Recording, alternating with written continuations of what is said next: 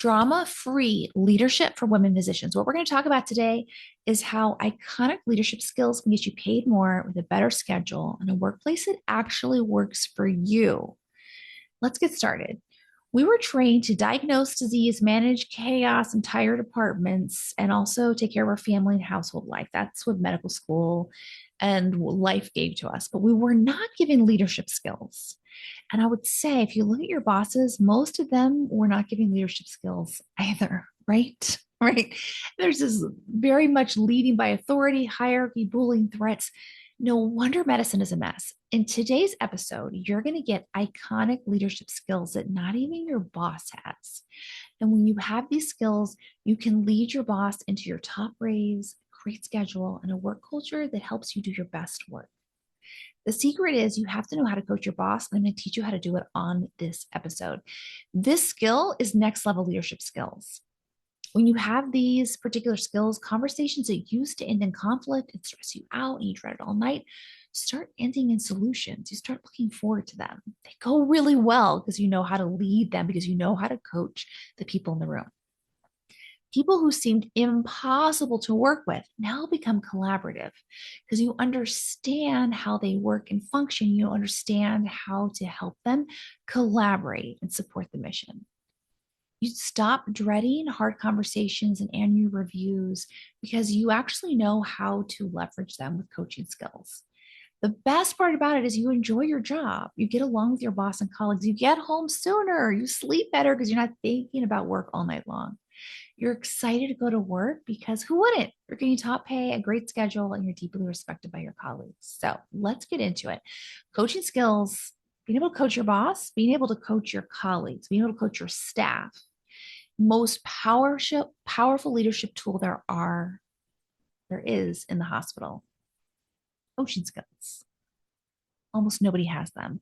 And even if they have been trained as a coach, they don't have this particular way. It separates you from everyone else. It has you look, position, and be prioritized in this iconic status. What do I mean by coaching? It's about genuinely understanding what the department, the group, individuals, including yourself, what you need, and using the data to make strategic decisions so everyone can do their best work. These skills really don't exist in the hospital. Even if you have people who are coaches, they really don't exist in the hospital. But we can bring them in. You can become an iconic leader too. Even if you don't have a title, even if you're the last hire, even if you're just coming back from mat leave, like you can absolutely be an iconic leader of your own career when you have these skills. So I'm just going to break it down into two steps. One is put your coaching hat on. As you, let's just say, for example, are going to a faculty meeting, you're going to put your coach hat on. This is really important because it's going to create emotional distance from you and all the other characters in the room. When we go into faculty meeting and we're thinking of ourselves as the staff, we're like, oh, every time I go in here, I get dumped on. Every time in here, we get punished. It's going to bring in all this muscle memory, all this memory of how things do not go well, how this person always yells and this person always dumps work. It's going to bring up a lot of emotional charge that is not helpful. So next faculty meeting, I want you to go in with your coaching hat on. Be curious, be fascinated by the behaviors that you see. Understand it from a coaching lens, and the whole conversation is different. Number two, putting your coaching hat on means you're going to turn every objection into priceless data that moves you towards your ideal result. When you don't have your coaching hat on, it's easy to be like, oh my gosh, I'm so offended and insulted. I cannot believe he's asking me this. I can't believe she fell asleep during my presentation. She was on her phone the whole time. Everybody here ignores me. It's very easy to to feel very prickly in these encounters and feel like everyone's against you. Be reactive or discouraged or defeated. Put your coaching hat on instead and just observe everyone, observe what's happening. Use everything you see as data to help you move towards your ideal result. Number three, when you have your coaching hat on, you can stay anchored into the result you actually want. So often when we go into the room and we're carrying all this emotional load and then we're very reactive to what people give us, we lose sight of what even we had wanted. And kind of get trapped in this emotional loop of not being seen, not getting what we want, not being seen, not getting what we want. And of course, we deserve more than that. So if you have these coaching skills, you'll be able to stay anchored in what you want and get it. So when someone pushes back, you're like, you're not going to be thinking, oh my gosh, I've been attacked. You're going to be thinking, oh my gosh, I have a data point. Instead of thinking, they're all against me, you're going to be thinking, good. Now I know what to solve. Now we revealed what's in the way. All I have to do is help coach them on this, and we all win. Right. So step two is a process I teach my coaches in trauma-informed position coach training, but I want to give this to you here because it's so helpful, is the right answer, wrong answer framework. Medicine, like, let's just be honest, it is a hard place to exist because people don't know how to lead, people don't know how to coach. Every conversation can be very easy to feel like a heated battle where there's a lot at stake, your job, your position, your status. But when you know how to coach, hard conversations don't have to feel like battles anymore. I'm going to give you an example of right answer, wrong answer framework. So the example is a hospital leader who's looking to make some changes to her department so she can recruit 2 more faculty.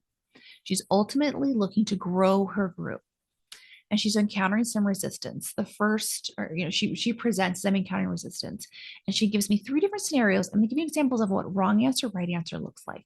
So one of her staff, when she presents this new model of where they're moving to, the colleague's like, oof, this sounds hard. Wrong answer would be, you're right, it's going to be hard. This is terrible. We're going to just have to deal with it. We all do hard things. We can do hard things here. It's just going to be hard for a year. What's wrong with you that you can't do hard? Wrong answer. Wrong answer. It is not addressing this person's concerns. It's getting you upset. It's getting the other person upset. And as long as the 2 of you are enemies, nothing gets solved. Wrong answer. Here's the example of a right answer. Same leader going to initiate changes. Same staff's like, oh, that sounds hard. Here's the right answer. Here's how you would coach them. I hear you. I want you to remember this is designed to reduce your workload. When we do this, we're hiring 2 additional faculty, which means everyone's schedule gets immediately better. Less call for you, less work for you. Life is going to get easier, not harder. That's the right answer because it addresses their concern. What we've identified is what's in the way of this colleague getting on board. They're afraid it's going to be hard. What a normal human response to life. Everyone in the hospital has a hard job. They're very scared about life getting harder. Address the hard. Don't tell them it's going to be harder. No one's going to sign up for that. Tell them, I hear you. This is going to reduce your workload. We are going to cut your call and RVU requirements down. Life will be getting easier. Right answer. Okay, second scenario she said is a colleague said, I'm really skeptical about all this. I don't think any of this is going to work. Wrong answer would be, why are you questioning me? You always undermine me. You always ignore me. Do you have a problem with women in leadership? Maybe we need to bring the chair into this conversation. Wrong answer. It's very inflammatory. It positions your colleagues, whether or not they're doing that, it positions them as the enemy. There's no way you're going to move forward if you guys are fighting like this. No way. The right answer, leaders propose an initiative. The staff says, I don't think this is going to work. Well, if you were a coach, you'd say, oh, this person, right to be cynical, right to be skeptical. She's probably been let down a lot in her career. She's probably very discouraged. Of course, she's not sure it's going to work. She's probably been let down in the past, had her hopes up, didn't work. She needs help, not to be yelled at. So the right answer would be like the coaching would have you see her, like being empathetic towards her and be able to coach her. The right answer would be, hey, you know what? That's fair. Let's just test this for 90 days. We will evaluate the data together as we go. We will optimize this together. That's the right answer. It has you collaborating with your colleague who has a legitimate concern. She's nervous this isn't going to work. You give her a lifeline. You're like, this is not forever. We're going to just do this for 90 days. You let her feel involved. Listen, we're going to look at the data together. We're going to meet. You're going to tell me what your experience is, my experience. We're going to make sure this is good. Now you're working together. Now we're green lighted to make this change. All right, last scenario. When someone says, well, you know what? Okay, so the leadership is trying to create some changes to recruit 2 new faculty. And one of the staff says, I leave at 3 p.m. I'm not looking for extra unpaid work. I don't want to be extending my day. Wrong answer would be, that's totally unprofessional. You should be here at least to 5. I'm reporting you to the boss. Wrong answer. Even if you feel all those things, it's making an enemy of the person you're trying to collaborate with. It's breaking down the work culture. You're not going to be able to move forward if you're at odds and made an enemy with everyone around you. Here's what a right answer would be. Put your coach hat on and see this person as, listen, this is what she's worried about. This person is just revealing she leaves at 3. She picks up her kids from the daycare. She's worried she's not going to be able to be there for her kids. This is a legitimate concern. Address that. So coach answer would be, your schedule matters. This process is designed to reduce your total workload. Implement it correctly if we're all on board. What if staying to 3 p.m. is late? What if you could leave by noon? Right answer gets results. Those are just examples that I crafted with this particular individual as a way to open the conversation, address their needs, and address your needs as well. So now I'm going to give you 15 drama-free leadership sprints. These are quick little things that you want to put in your pocket. You could do this week. If you don't do it this week, put it in your pocket, because I promise every single one of these scenarios will come up in your career and you want to have the right answer for it. Before I tell you them, I want to say, can I ask you a favor? Can you please share this episode with your best friends? You also rate and review this podcast wherever you're listening to it. I have to tell you something embarrassing. There are only 18 reviews, and I've been doing podcasts for 5 years. So that's sad. Okay. So go and rate review wherever you can. It tells me what you love, and it helps promote our podcast to more brilliant people like you. Let's get into the sprint. Number 1, when someone resists a new initiative, ask them, if you're a coach, remember, you're going to give coach chat, what would you need for this to work? Then you can solve for that condition. Number 2, when a colleague declines extra work, clarify, so what's in the way of moving this forward just one step? When they reveal it, that's what to solve. Number 3, before pitching an idea to your chair or leadership, have the specific metrics to prove it. Chairs don't care about emotions or what would make life easier, what would help burnout. They don't care about any of it. They care about RVUs, retention, patient satisfaction, conflict, throughput. Make it concrete. Number 4, if you start sensing gossip around a change you're trying to make, instead of engaging or criticizing those people as attacking you, invite participation in the planning. So if it would sound like this, so you don't love this initiative, what would you do instead to recruit the next 2 people? Ownership reduces criticism. People are only gossiping because they don't feel like they're part of the conversation. Include them. They may have amazing ideas. Number 5, when you're negotiating a schedule shift, present a structured option that meets the departmental needs. You don't want to go into the chair, I hate the schedule, I'm burnt out, I'm not valued. There's nothing they can do with that except label you as a difficult person. And once you're labeled difficult person, it's very hard to move this forward. So instead, you're going to want to present a structured option that you love. Listen, chair, the new schedule, since we have people leave, is not working for me. Here's what I was thinking would be a fair change. It would be the needs of the department. Can we talk about how we could do this? Now you've given your boss the problem with a solution. So much easier for them to say yes. You become a problem solver, not labeled as difficult. And being labeled as difficult as a woman in medicine is so entirely sexist. Do not hear me wrong. I don't love it, but it is happening. There are strategic things we can do to protect our job while moving forward and protecting our relationships and status. Okay, 6, when someone is criticizing your plan, instead of being offended, drop into curiosity. I wonder what could be true about this. Maybe they're right. Maybe people really maybe adding on a whole new layer of leadership wouldn't help us recruit anybody. What if they could be right about this? Or I'm curious, what could they be concerned about? If I just take off the table, they're attacking me and criticizing me. What's the data here that would drive us forward? Number 7, stay focused on specific things over broad, vague dreams and hopes. Solve for specific things. It makes it easier for people to say yes. The whole idea about coaching is how can we have people say yes and collaborate so everyone gets to do their best work. Number 8, when colleagues send a pointed email CCing 100 people, do not respond. Do not engage. Do not get into it.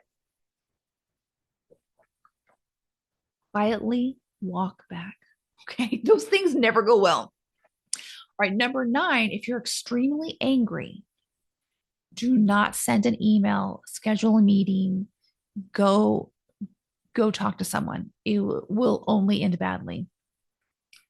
Instead, go get coached, go so get supported, go talk to your friends, go to your therapist, talk to your husband, be seen and validated. Address the anger first. It is impossible to lead well while angry. You have to address anger first, and then you'll be able to lead iconically. Number 10, when you find yourself typing paragraphs and paragraphs and CCing everybody you know, plus all their bosses and managers, walk away from your email. Go get coached on this. This email will only make your life worse because it will invite in lots more emails to you, and some of them will not be nice, maybe many, most, or all. And you're going to be carrying with yourself a lot of emotions in your head about it. Did I do the right thing? I can't believe. And it just extends. It extends and kind of alienates you from the group. And it's really hard to get things done if you're alienated from the group. And then you're gonna have to be coached on, oh, I hated that I sent that email. I can't believe I did that. Now we have to be coached on your thoughts about the email. Just don't send it. Just don't send it. Number 11, when someone says that's just how it works around here, we often, what we do when we're a coach, we treat that as the beginning of the conversation, not the end. So the next sentence might be, well, what's in the way of trying something new? Based on the numbers, this will save us time and money. We can follow the metrics and reassess in 90 days, right? They're just asking for safety cues. They're asking for like, why should we do this? Show them why to do this. Number 12, when you're told your communication style is too direct, too aggressive, get specific about what behavior they're actually referring to. Can you walk me through a situation where you saw that? Turn their judgment into a conversation you can actually work with. Are women disproportionately told the sexist language more than men? Absolutely. What men are praised for, women are criticized for. And also, focus on specific things. How do we make this job better, even though you're in a sexist department? It's by asking for a specific example that you can walk through and you can have a conversation about. And you might say at the end of it, what would help me is leadership professional development coaching. Would you mind paying for Christina Arnold's Next Level Freedom, where we can address all this, right? Or a CME course in Hawaii, or right? Or this is a symptom of burnout. I really need some more time off. Can we look at schedule adjustments? Number 13, when we're burned out and resenting our work and fighting with our colleagues, treat this as data. What you want to do is make a strategic decision by it. What's one boundary I can put in place today to start reclaiming my time and energy? 14, when you're about to apologize for something that doesn't require an apology, replace it with a thank you. Sorry I'm late becomes thank you for waiting. It's a shift in how you're perceived, and it's a valuable one to make. Number 15, when a performance review surprises you negatively, ask for a monthly check-in going forward, because the truth is no one should ever hear for our first time that there's a problem on the performance review. If that happens, it's bad leadership and it's a breakdown in communication, and you as a staff can solve for it by saying, hey, listen, let's meet in 30 days and reassess. Let's not have, I'm looking for not having surprises. I want to make sure I'm doing a good job. Let's meet in 30 days and see if the needle's moving. We'll take these specific actions. And again, you want to force specificity in your boss. If their boss says, we need you to be our team player, what the heck does that mean? So get very specific. What exactly do you need? You made notes close 50% faster. Okay, here's what I need. And that's when you can make an ask. I'd like to have a coach to help me with my mindset around this. And then let's review in 30 days these metrics and see if we're moving in the right direction. Right? You're allowed to ask for better feedback loops. It helps the whole team, including your boss. Your boss will have less to do if you're performing better. And this is a two-way street. So meet in 30 days. Number 16. Oh, we have 16.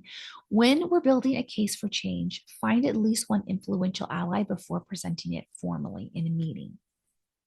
Here's what's fascinating. By the time something is presented at the meeting, it's already been decided. The key group of stakeholders has met, decided, and now they're really just presenting it for you to know, for the most part.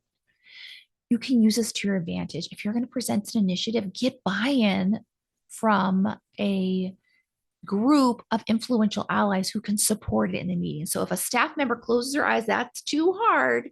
You have 4 different allies that say, we can make this work. Let's give it a try. Actually, I think it'll make life easier. And then the whole thing moves forward.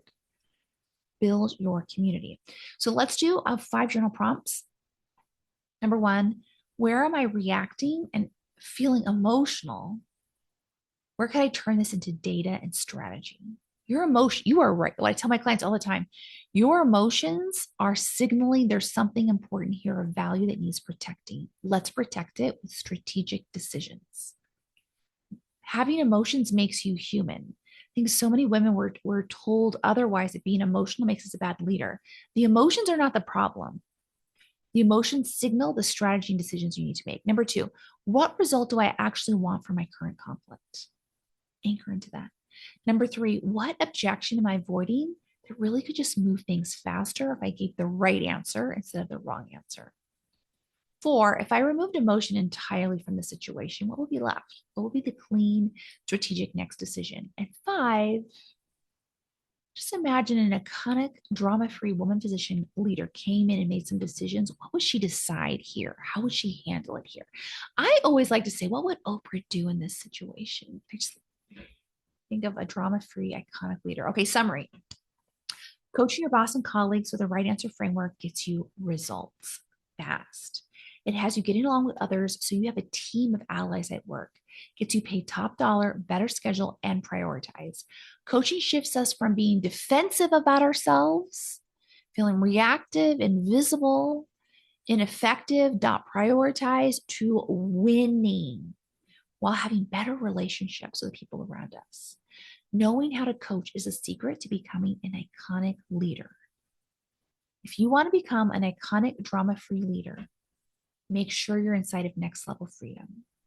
It's my signature lifetime group coaching program for women physicians. Book a free sales call now. Get in as soon as this week. And before I let you go, let me ask you a favor. If you could please share this episode with your besties and also rate and review the podcast to tell me what you like and help the podcast reach more brilliant listeners just like you. I'll see you in the next podcast. Bye, everybody.